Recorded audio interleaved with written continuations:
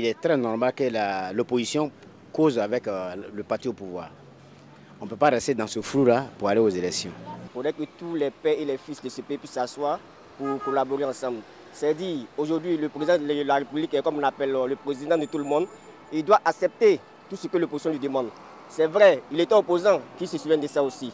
Aujourd'hui, il tient là-bas, donc qu'il accepte le jeu politique. Oui, il doit dialoguer, puisque sans le dialogue, écoutez, si je dirais tout le monde, une personne monopolise, pour lui, c'est pas intéressant. Mais quand au moins on écoute un peu les voix de tout le monde, on se performe et puis on évolue. L'opposition n'a pas le droit de demander au président de la République, actuellement précis là, à deux mois des élections, un dialogue imposé. Dans une démocratie, c'est la discussion qui est là, ce n'est pas la dictature. C'est quand c'est la dictature, l'autre dit non, il veut la force, l'autre dit non, il veut la force. Mais quand c'est un pays de démocratie, là, quand tu es au pouvoir, tu dois écouter tout le monde. Mais eux aussi ne doivent pas forcer sa main. Il faut que les opposants aussi vont doucement avec lui. Il est le président de la République, il prend sa décision à lui. Mais il faut d'abord que ça soit sous pression aussi. Quand on parle d'un dialogue, il faut que les gens se mettent d'accord sur un point. Un dialogue, il faut s'asseoir pour discuter.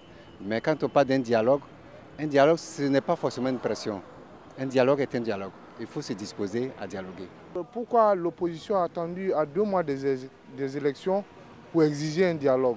Maintenant, au président de savoir que si on veut aller aux élections dans un climat apaisé, il faut tenir compte aussi des propos, enfin, de la vie de l'opposition. Pour qu'il y ait une élection, il faudrait qu'il y ait des opposants. S'il n'y a pas d'opposants, il n'y aura pas d'élection. S'il refuse de recevoir les opposants et que les opposants décident de ne pas aller aux élections, vraiment, ça ne sera pas bien pour la Côte d'Ivoire. Si vous boycottez, vous devez vous rendre à l'évidence qu'il y a des conséquences fâcheuses à l'avenir. C'est de dialoguer avec l'opposition pour que les élections soient crédibles. De part et d'autre, chacun a son défaut à faire pour arriver à des élections apaisées. On ne veut plus la guerre, on veut la paix. Rien que la paix. 100 ans de paix comme il faut bien faire.